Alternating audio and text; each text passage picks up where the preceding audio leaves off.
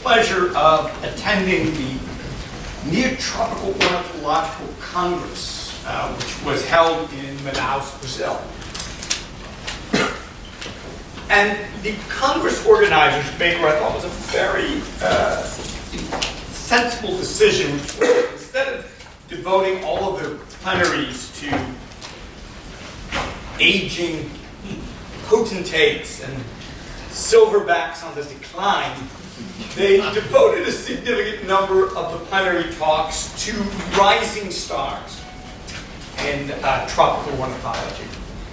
And among the talks I heard, I was particularly impressed by a paper by today's speaker, Alexander Lees.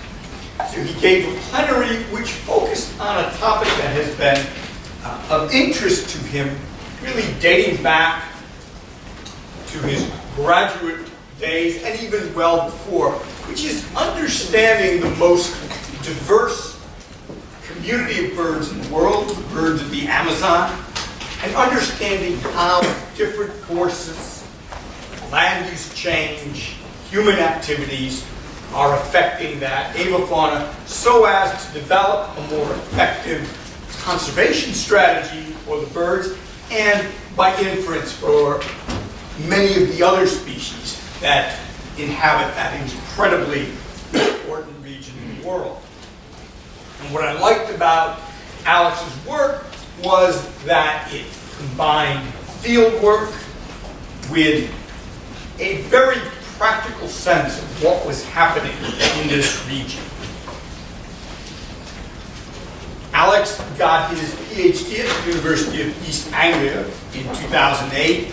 UEA has an exceptionally good group of tropical ecologists.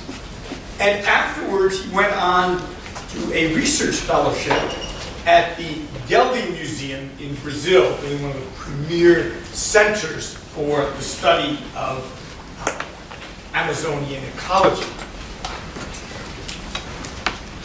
This year, he took on a postdoctoral fellowship at Cornell University in the Laboratory of Ornithology, where he will continue his research on forces shaping the bird communities of the Amazon, although his intention, I believe, is to, for at least a short period of time, move away from field work and try to use some of the more publicly available sources of data, including the tremendous citizen science program that the Laboratory of Ornithology has initiated. However, I can predict with complete confidence that it won't be long before you're back in the field, since Alex is first and foremost a field worker and a natural historian with a particular but not exclusive passion for birds. Since he was as close to Princeton as Cornell, it was irresistible for me to ask him to join us for a STEP seminar, and I'm delighted to welcome Alexander Lees.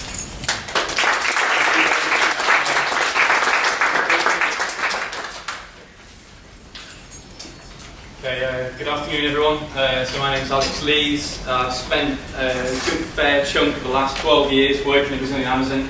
Today I'm going to talk a little bit about what I've learned about the importance of biodiversity data in driving forest policy or informing forest policy in Amazonia. So Amazonia is basically this huge mid-domain basin. It contains about 30% of the world's remaining tropical primary rainforest. So it's a basin full of superlatives, a region of exceptional species richness. I mean, the true numbers will probably forever remain invasive, but maybe 50, 60, 70,000 plant species. Close to 1,800 or so bird species, depending on your taxonomy. How many beetles? We'll probably never ever know, but huge, amazing diversity. So the basin is now home to about 24 million people.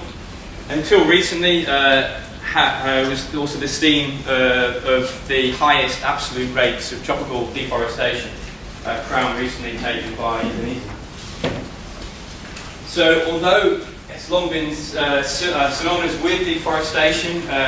Rates of forest loss have actually been falling year on year since about 2004.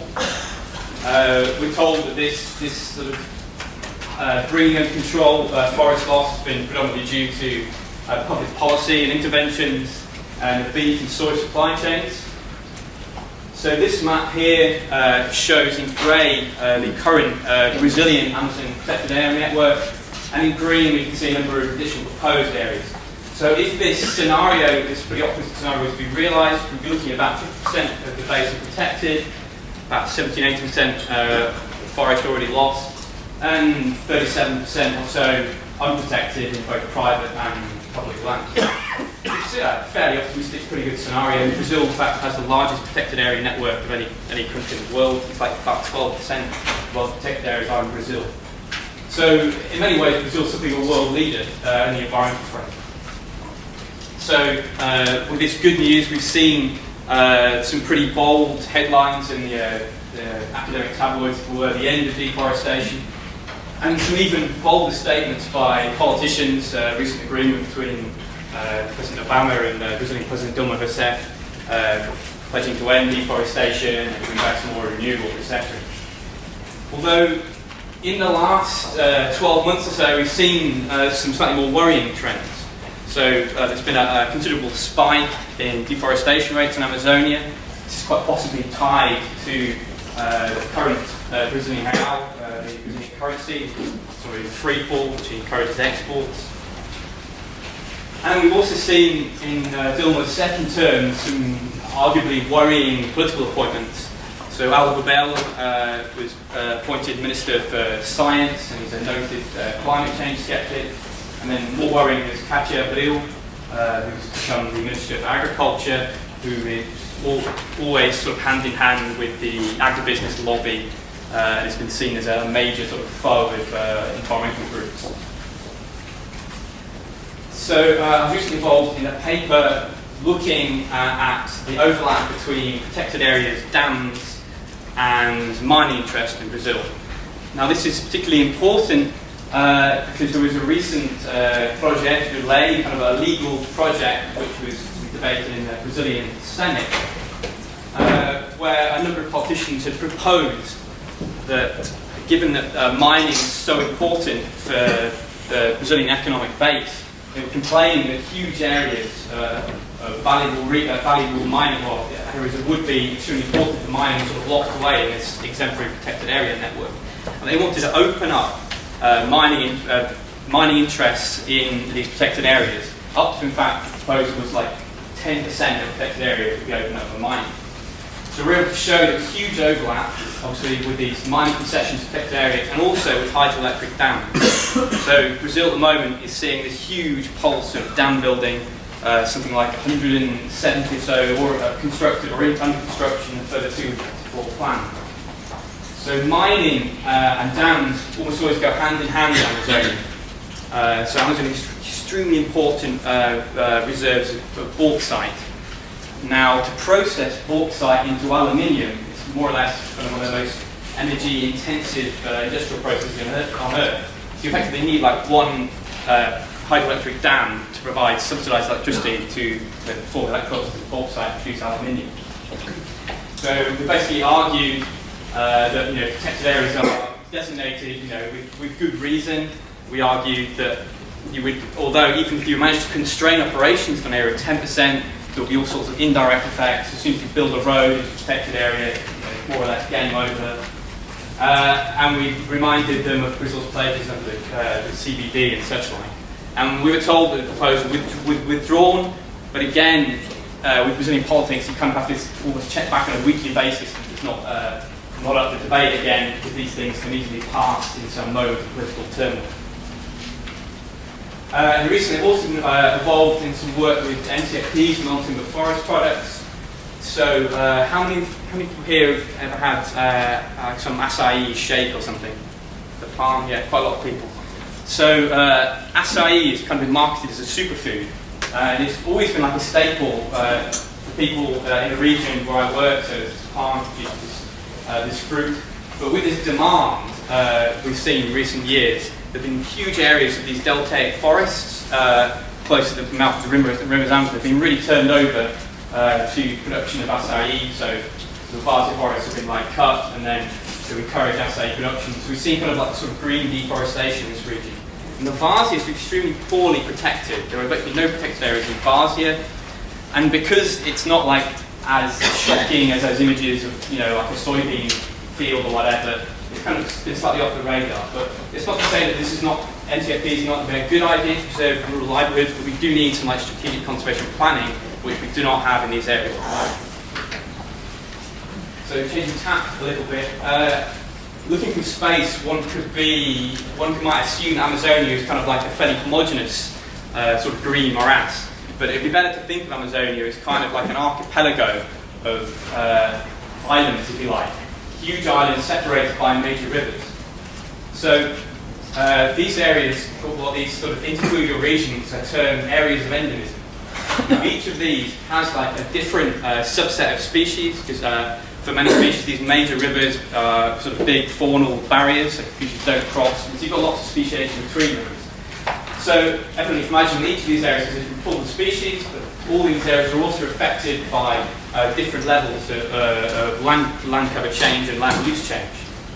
So an effort to try and get to understand what was the relative risk of biodiversity loss in different areas in Amazonia with colleagues at BirdLife, we took like shape files of about 800 or so Amazonian bird species, put them one on top of another, and we also used generation time data, which is really important for the red list.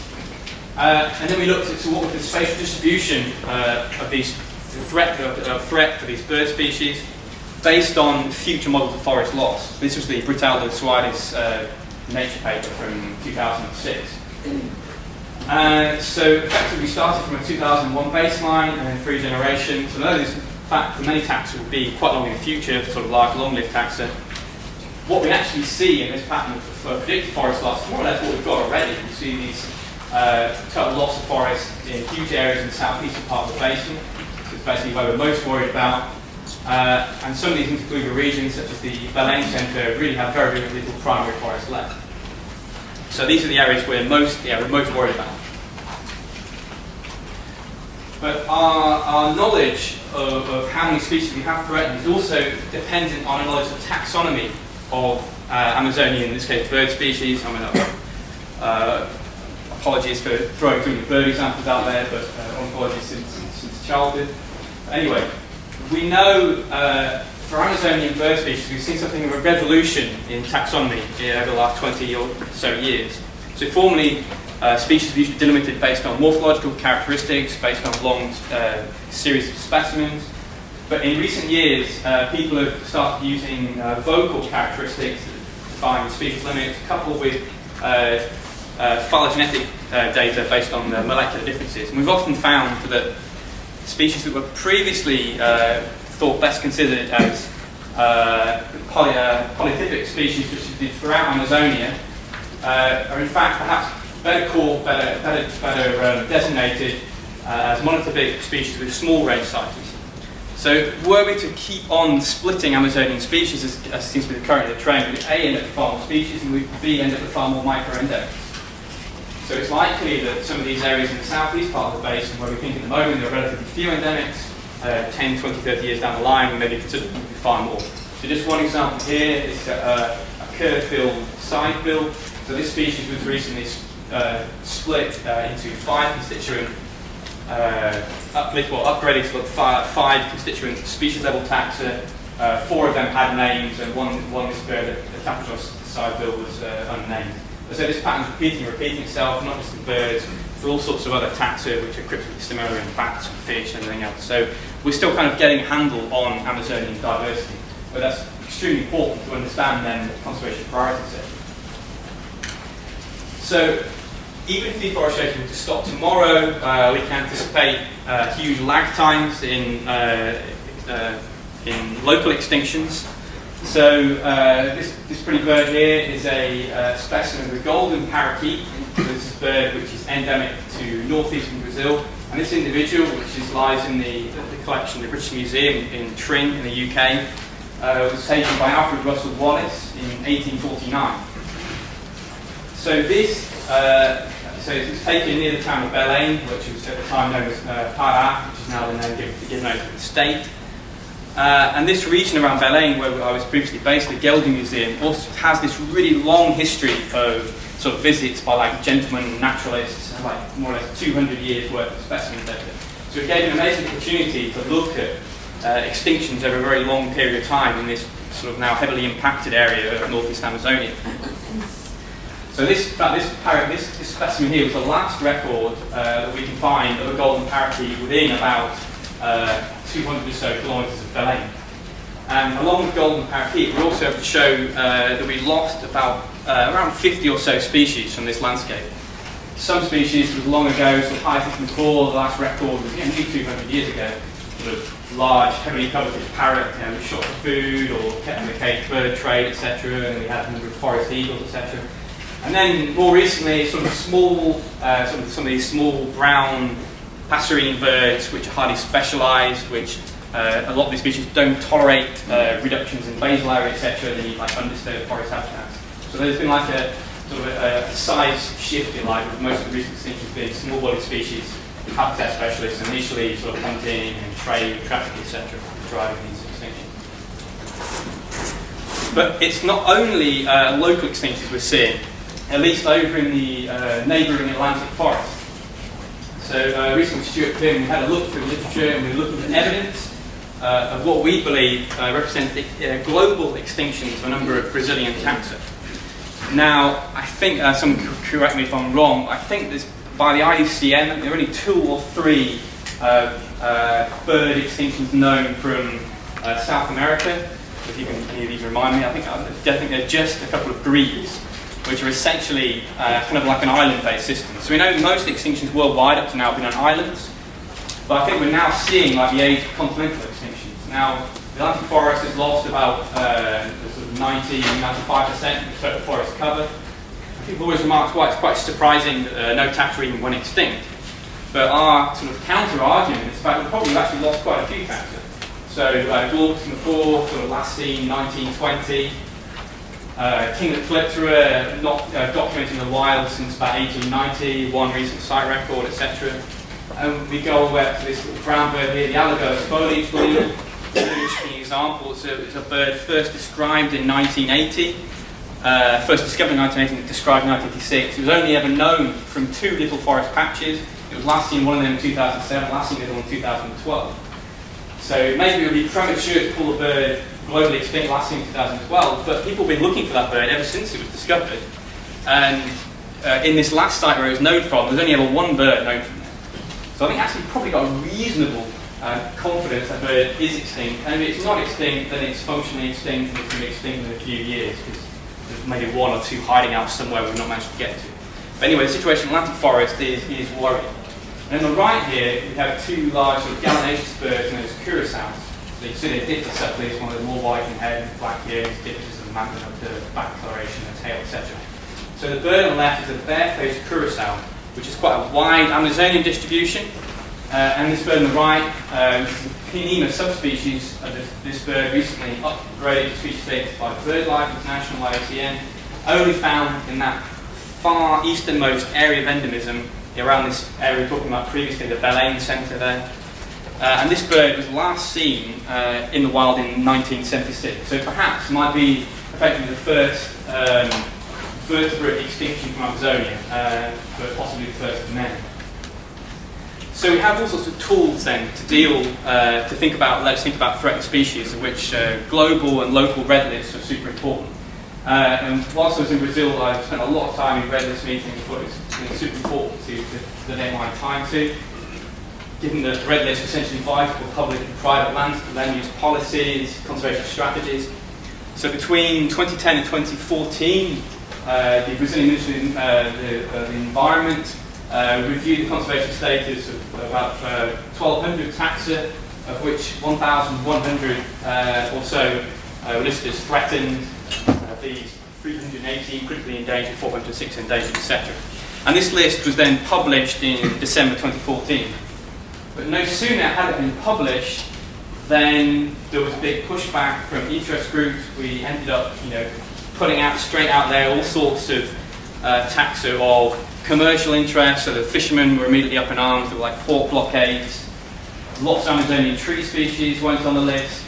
Then the timber companies, most of which were operating illegally anyway, were complaining immediately. And the Brazilian government capitulated on both accounts. Despite some pushback from academia, they removed all those commercially important fish species from the list and the commercially important tree species. It's kind of like, I guess it's kind of interesting you compare like the endangered species policy here. I guess there was a big debate about sage grouse and such like. In the end, wasn't admitted to the list here, and I guess it wasn't admitted because people realised, even though the bird would obviously qualify as an endangered species, they didn't want to put it there because it caused loads of concern. So in Brazil, they kind of did it the other way around. Like, well, let's put it on, and then they have to take it off. So I'm not sure where we go with endangered species listing, but I think we've got to be honest. We've got to like take sort of have a discussion as a society. You know, we have a red list criteria which is very rigorous, and you have to then decide. You can't claim the thing is not endangered. To take a societal decision. Are we interested in this bird? Or is a trade-off? Is economic development more important? But we can't. If this thing's endangered, you've got to call it endangered. At least in my view. So, forest extent has generally been the concern of most sort of government policies and NGO campaigns in Amazonia. Now, Brazil has an amazing piece of legislation called the Brazilian Forestry Code, designated in 1965. And it's kind of like a visionary piece of a visionary legal document. Nowhere else in the world has a piece of legislation anything quite like it. And although I've complained a lot about the Brazilian Forestry Code and over the years, I kind of go back to the UK and see like this sort of biodiversity desert where I think, well, we don't have any legislation really protecting anything. So I want to both extol the virtues of the code, but also obviously complain about the fact that there are big problems with any of the actual code, although it is in law, actually people being forced into compliance.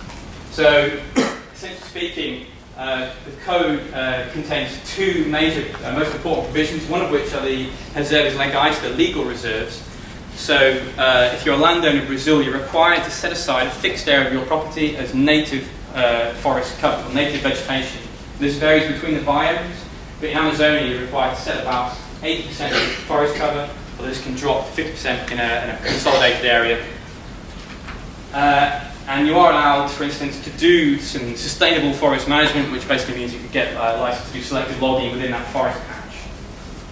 And the second provision is known as the áreas de proteção permanente, the permanent protection areas. And these basically protect fixed width buffers of vegetation, in Amazonia's case, usually forest, alongside rivers, perennial water bodies, rivers, lakes, and streams. So we see huge spatial variation in compliance with the forest code. We see lots of greens up here in northeast Brazil, mainly because it's a really arid region with poor farming, so and most smallholders there haven't even, all those areas aren't even cleared. You see down in the south here, extremely low rates of compliance around Sao Paulo, etc. And then lots of yellows and oranges around Amazonia, where I've been working. So during my PhD, I tried to look at what were the relative importance of some of these different sort of property level forest features. So here we have a plot of the avian species richness based on a sample of 31 different variable sized forest patches. And we see that basically this amazing sort of species area relationship. Kind of shouldn't surprise anyone, sort of post McArthur and Wilson. The more land area we have, the more species we can pack in. And we end up with sort of R-squared value that sort of gives ecologists or even physics envy almost. But forest patch area is like a covariate for all sorts of other things. So larger patches tend to be better preserved, they're buffered from edge effect, etc., etc. So it's not really surprising it's kind of this amazing predictive area. So imagine these forest patches would be like the legal reserves on the property, for instance. And then we have these permanent protection areas, these riparian forest buffers as well. So I also surveyed birds and mammal species in a subset of these connected and unconnected riparian forest corridors. Some of those kind of like been severed from like the skeletal forest matrix, if you like. And then some control sites. And again, what we see sort of effectively like a species area, species width relationship.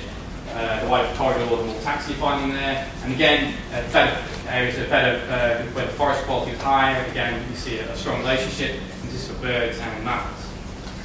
So essentially at the time, the fixed minimum width buffer for a river of 10 meters or so would be like 15 meters either side of forest, which obviously significant, wholly significant, want to capture the entire bird or mammal community. But obviously, it's better than nothing. But come 2012, a new version of the Forestry Code was published, which actually diminished still further these minimum critical fixed buffer widths, and made various other changes, including like an amnesty for people who deforested prior to 2009. President Dilma did veto a number of articles within this new code, owing to like some degree of foreign pressure from environmentalists, but it was generally seen as like a loss for the environmental movement. Although there is something of like a level of societal pushback at the moment, because southern Brazil has been in the midst of a really bad drought, and there have been lots of academics sort of coming on and saying, well, we told you so, and it's because of forest loss from Amazonia and the Cerrado is kind of changing. There's like a seasonal monsoon rain push that comes down from the south. So there is like an emerging middle class, if you like, who are sort of pushing back against politicians, and who knows, there might not be a change at least in the near, sometime in the future. At least there are now plans for lots of reforestation initiatives in the southeast. So different actors are responsible for different levels of deforestation in Amazonia. This paper by Goddard in PNAS shows that even over a relatively short time period, due to some respects to top-down control and pushed by the Brazilian government, we've seen the relative share of deforestation for large landowners has gone down, whereas those for smallholders had a relatively larger share.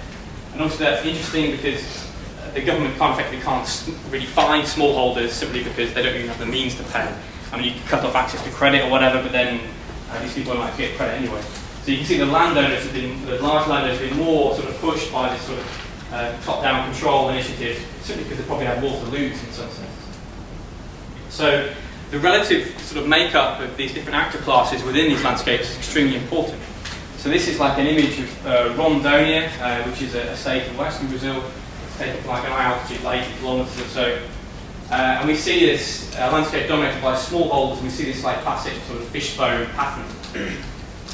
So here we have another image. This is around Alta Floresta in Mato Grosso state, about 700 kilometers east of there. And we see a very different patterns. Again, same eye levels, about 90 kilometers east-west here.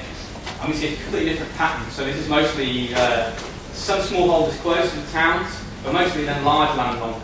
And you see them have these large forest patches. There's probably, I haven't analysed this or anything, but looking at it now, it's probably like a similar amount of forest in both of these images, but in a completely different sort of spatial distribution of forest. And if you're thinking about species that have large area requirements, they're possibly more likely to survive in this landscape than the other one, although the distribution of biodiversity between those two landscapes and provision of needs and services, etc., will be very different. Again, this is just a legacy of what type of people have been acting in these landscapes.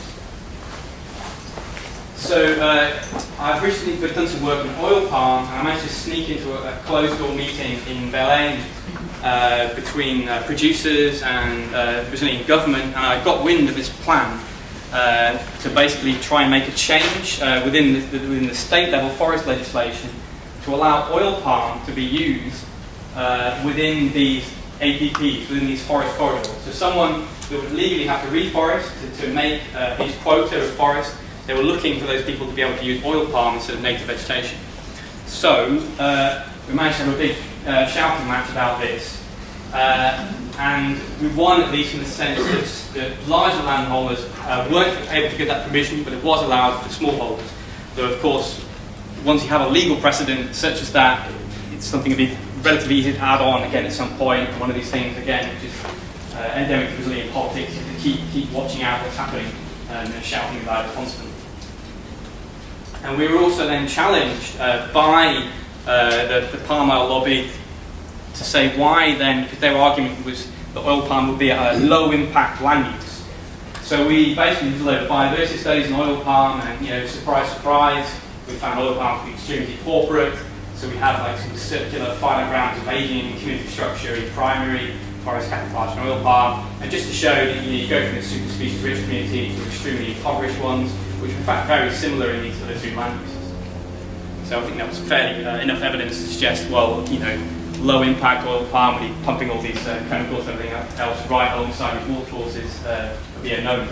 You might want to explain what those good diagrams are. Okay, so this is just basically each of these terminal points here is a species. So you've got like 300 or so species here, and about 80 or so on both things here. And we can see that we get changes in the community structure. So there's lots of, these are all a huge group of sub-Ocean passerines, so lots of small brown birds, which you can see kind of disappearing into the landscape. But it basically shows an erosion of the taxonomic and phylogenetic diversity within non-forest landscapes, something we see over and over again. But so we've been talking about forest extent, but forest quality is something that's also likely just as important and something that hasn't received quite as much attention.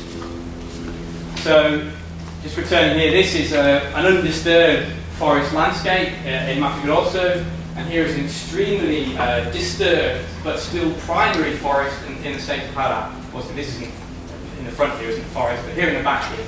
So this area has never been totally clear cut, but it has been extremely well logged and it's been burned about 2 or 3 times. So, based on your sort of government targets for deforestation, this is still a forest. So this would count, you know, just as much as that. But obviously, you and I are looking at the image, we know there's going to be huge changes in the composition of species in those landscapes and the ecosystem services that will be provided by those areas. So something that's quite interesting, just as an aside, we recently had a meeting between various stakeholders to talk about this process of forest degradation. And something that came out of that was degradation was almost like a dirty word that the timber sector didn't want to hear, for instance. They didn't want to call a forest degraded if they'd done selective logging on it within the sort of reduced impact logging or whatever, anticipating like that forest rebound. So we had like a huge arguments about the relative merits of disturbance and degradation. But anyway, I just mentioning it. It became this sort of factor from sort of major discord between the environmental groups and the extractive groups. But it's perhaps important to try and come up with balanced terms, or maybe even to try and even come up with thresholds of what we can accept as a degraded forest to be thinking about sort of the Brazilian forestry code, and again thinking about sort of red agreements and such like. So we know that across the tropics, logging is showing no signs of slowing across the Afrotropics, Asian tropics and neotropics. And we know that wildfires are increasingly frequent. So we see all these various different drivers here. And we know that there are all sorts of negative feedbacks associated with these things. Once the forest is burned once, it's more likely to burn again, etc. Fragmentation contributes to drying or edge effects you have. So we have all these feedbacks which can potentially sort of lock in primary forests to sort of both depauperate communities and sort of low forest biomass. So with an aim to try and understand some of these transitions and the implications and trade-offs between biodiversity conservation, service provision and economic development, I was one of the founder members of a big research consortium, the Sustainable Amazon Network. So we worked in 2 areas of the Brazilian Amazon in the state of Pará, around Santarém and Paragominas, 2 areas which have a very different history of land use. They're both situated in different interfluvial regions with quite different communities of fauna and flora. And we had like a nested study design. So we had sort of within the Amazon basin, we had 2 large regions of about 2 million hectares. Within each of these, we had 18 4,000 to 5,000 hectare catchments. And then we had all the property scale data in all of these. And we distributed a network of 300 meter transects where we had like an ecosystem accounting exercise of birds and dung beetles and euglossine bees, measure all the tree species, etc. Couple that with the data from above and below ground carbon, and then lots of interview data. We're working on various papers now to try and understand the trade-offs in the system. But I want to talk a little about some simpler stuff. So here we can see the valley of biodiversity, in this case bird biodiversity again, for forest-associated bird species across that land use gradient. So we can see that our primary forests retain more biodiversity than our production systems. and we can see sort of secondary forests, something intermediate. So this is one landscape, and the other one, again, relatively similar sort of trends. Though this does belie lots of sort of more species-specific nuances. We see, for instance, some bird species sort of crash out almost immediately, others are more resilient. Some species even increase with moderate forest degradation before decreasing again. And then, interestingly enough, some species have like crazy different interspecific responses between land uses. Some of which we've kind of got an idea about what could be driving them, others we really don't have a clue. And then we can see what's driving some of these relationships. So for both landscapes here, you can see like the basal area, trees are over 10 centimeters DBH, like the best picture in both landscapes, and then edge distance as well. Interestingly enough, we've often seen like a figure banded around with like 200 meters for edge effects, or we could find a signal, 500-600 meters in. You could still find evidence of a signal before this thing plateaus out. And then the third best predictor in each landscape is different primary forest degradation here in Paragominas, and then elevation here. This is probably an artifact of the study landscape.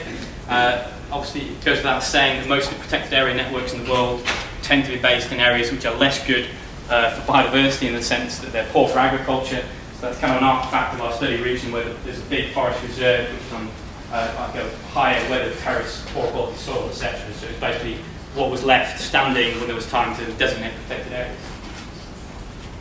So, finishing up, let's talk about our attempt to try and understand what the total reduction in conservation value that could be attributed to disturbances over and above forest loss.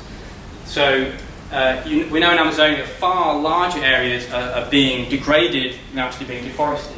We know the degradation is actually increasing in Amazonia whilst deforestation is slow. And I was going to talk a little bit how we can scale up this across regions. So we use this big biodiversity data set that I was talking about with large and small stem trees, birds, and dung beetles. And we basically took each of these study landscapes, these sort of 4,000 or 5,000 hectare catchments, and we quantified their conservation value by sort of multiplying the average richness of forest species by forest extent, and then standardise this by scaling from the catchment with the largest amount of forest cover to the smallest. So basically, get sort of a plot theoretically would look something like this. So we have this kind of expected one-to-one relationship with an area that's complete forest cover. We anticipate that would have like the highest conservation value. I'm sure some of you could argue with me, perhaps based on ecological theory, this might not be perfect. Something we might perfectly expect given the nuances of species-area relationship, but this is kind of essentially what governments aim for in planning with reserve networks and setting aside forests and everything else, and and what NGOs with their campaign are really looking for. You're basically talking about forest extent. However, we know there will be a reduction in the conservation value of these landscapes owing to disturbance. So basically, if you imagine, we can then plot that relationship. So we have each of these 36 landscapes here, and we can see our sort of conservation value deficit because of degradation. And we can see we see initially we see a slightly sharper decline, possibly as we're losing some of these more disturbance intolerant species. And then the relationship comes back to that more close to that one-to-one line, which we expect, probably because you kind of filtered out the species that are most sensitive to forest disturbance. And the ones that are there just need some sort of forest, essentially. But the important message here is that essentially like a 22% loss of forest cover in these landscapes actually translates to a 45% loss of conservation value, which is pretty significant. And this relationship holds, again, individually split up these different taxa, so large trees, small trees, birds, and dung beetles. And then if we then extrapolate this to the scale of the state of Pará, so Pará is a state about the same size as South Africa, it's a pretty significant area, probably about 10% of all bird species can be found there, and by proxy maybe a similar percentage of total biodiversity, terrestrial biodiversity. So we're able to use this relationship between forest cover and conservation value to estimate the loss of conservation value across all the private lands and then sustainable use reserves. Sustainable use reserves are important because we allow effectively forest degradation there because we allow managed selective logging. So when it comes to it, most of these areas are not effectively managed. And what do we find? We find that disturbance-reduced conservation value rather is equivalent to about 127,000 square kilometres of loss across the state. So which is equivalent to about 53% increase in forest loss in the state of Pará on a one-to-one basis. And it's about like 34% greater than all the deforestation in Brazil in the last 10 years. So you can effectively see here the reach based on analysis of satellite images, the fact that we're losing biodiversity over a huge area of Amazonia because of these forest disturbance events. Yet, forest quality is not something that has basically legal provisions within the Brazilian forestry code or often elsewhere. So it's had big policy implications for the CBD and the code, as I just mentioned. And so effectively incorporating forest condition into law ought to be a priority. So we know the landscape's 80% forests may hold just 50% of their expected conservation value. We need to reduce both landscape and within forest disturbance. So we have landscape disturbance that can be remedied to a certain extent by compliance with the Brazilian Forest Code. Because if that was the case, if everyone was up to scratch, then we would have this sort of network of arteries facilitating like gene flow and movement of animals and plants around this sort of lethal forest matrices. And potentially another interesting avenue might be looking at sort of systems, agroforestry systems that buffer existing forest fragments. So you're still maintaining livelihoods, but you're potentially buffering existing forest patches from nasty edge effects, etc. But then critically, we need legal provisions to then look at within forest disturbance. So effectively preventing wildfires, which is pretty much a low-hanging fruit. We know from our data that fire is more important than logging in driving species community composition. Obviously logging has an economic importance, fire doesn't, although smallholders do use fire for management. So we have worked a bit on looking at quantify for smallholders, etc., and maybe trying to move them away from like fire-based agricultural systems. But essentially we do need new legislation to be thinking about forest disturbance. But I guess my time's pretty much up anyway, so I'll end there. And lots and lots of people involved in this work, not just me. Our Phil Trans paper, like 99 authors on it, so I need to be thanking lots and lots of people. All right, cheers.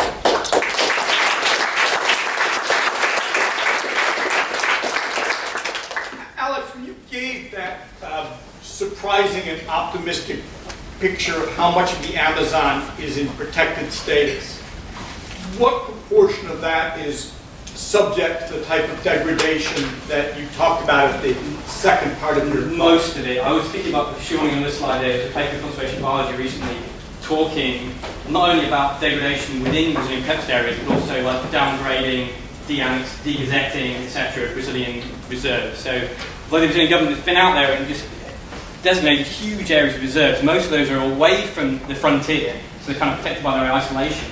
And now we're seeing that the frontier has arrived at a lot of these protected areas, and we've seen considerable forest loss and massive forest degradation, simply because there isn't the sort of manpower. Britain hasn't invested enough in like its sort of IBAMA, this sort of environmental police force. There is not enough sort of top-down control on logging, etc., most of which is illegal, and not really many policies with escape fire, and then all sorts of feedbacks with sort of these extreme drought events and such like, so fairly pessimistic in that respect.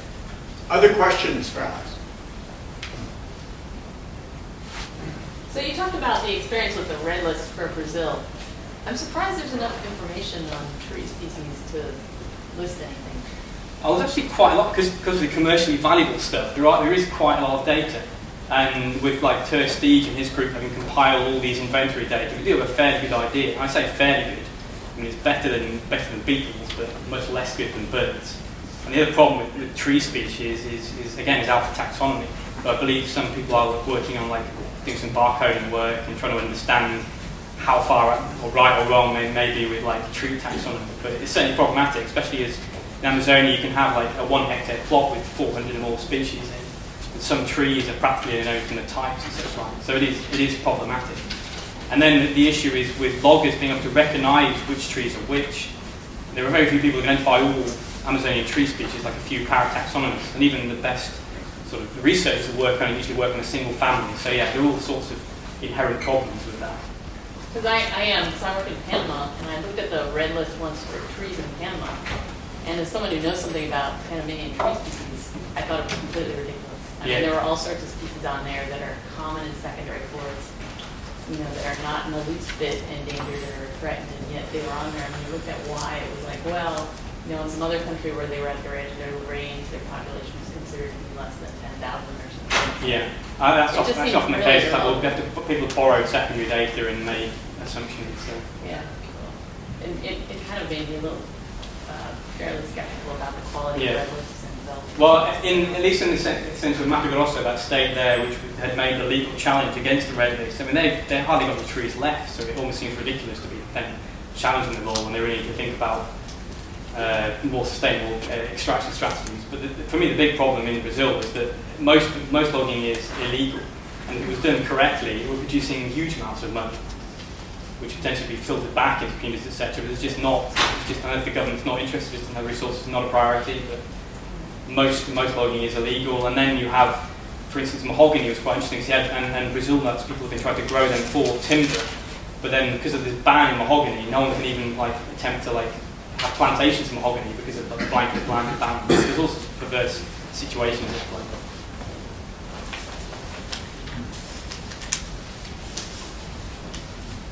Any other questions? How does your network, so you mentioned one example where the sustainability network is working with the Brazilian government. What are, I guess, the main obstacles? I mean, so if logging is illegal, people are going to do anyway, what are the policy solutions they're actually pursuing? To say what are the policy avenues we're looking at? Yeah. So something I didn't mention in that time was secondary forests, which is quite important. So lots of the Eastern Amazon is now dominated by secondary forests, and then what constitutes secondary forest is quite important. So if you imagine a farmer may have a rotation system, so he'll leave a fallow field fallow for several years, and with the rate of growth of how fast the forest basically comes back, after 7 years, you've got something with a canopy height of 7 or 8 meters.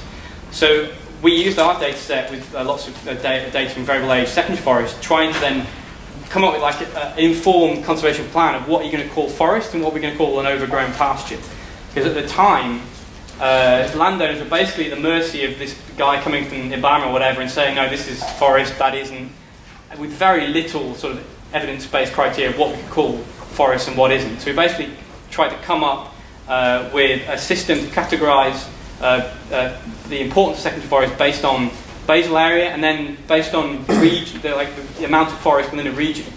So if you imagine you have a region which has virtually lost all its forest cover, then you're obviously going to give greater weight to a young secondary forest in the area. But basically we came up with something that was anything below 5 years could be harvested, anything above 20 never, and then anything in between it was based on the total basal area, which we had reasonable data to show, well, you capture this much biodiversity, this much carbon, etc. And that was enshrined into a state law a year and a half ago. So that was our kind of first major success. And we managed to get all the residents, all the municipalities within Pará, and everyone was really pleased because it seemed like something that meant landowners were slightly better off because they at least had an evidence base to defend themselves. So. But then there's all sorts of additional questions we're asking, and we've always tried to tie stuff into policy, even if it means doing something quite simple. You don't necessarily have to blast it with these really complicated analyses. Often things you can do are quite simple. So I think it's always really important to try and, whatever the question is, at least for us, was try and what's the policy we're trying to target here?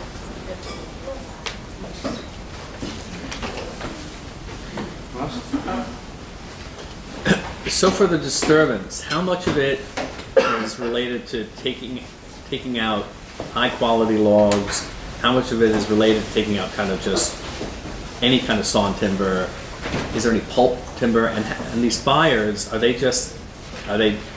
deliberate efforts to try to clear land, or a lot of them accidental? Some of them are accidental. So there is fire use in agriculture. Even we can see from our own data, anyone near roads, more likely to be fire. You can imagine a lot of that could be even cigarettes thrown out of a car window, etc. Logging, there are some areas with major logging concessions that are done with FSC certified, but most of it is just on private lands. People are supposed to have a license, a plan for logging, but even if they do get one, they often then take out a completely different inventory from what's on the list, normally going for the most valuable species, given that most of it's illegal. People go in, take the best stuff, but then if you don't put your skid trails in the right places, if you don't do the real stuff, you end up go for one tree, ended up taking 20 more. So a lot of the forests do look really trashed, like that image you're looking at there, and that's kind of the norm where I've worked, is areas that are extremely degraded. And then often again multiple burns, because once you've removed some timber, you then have that combustible mass on the ground. You change the microclimate, sun comes down, dries things up, so the chance of subsequent burns are extremely high.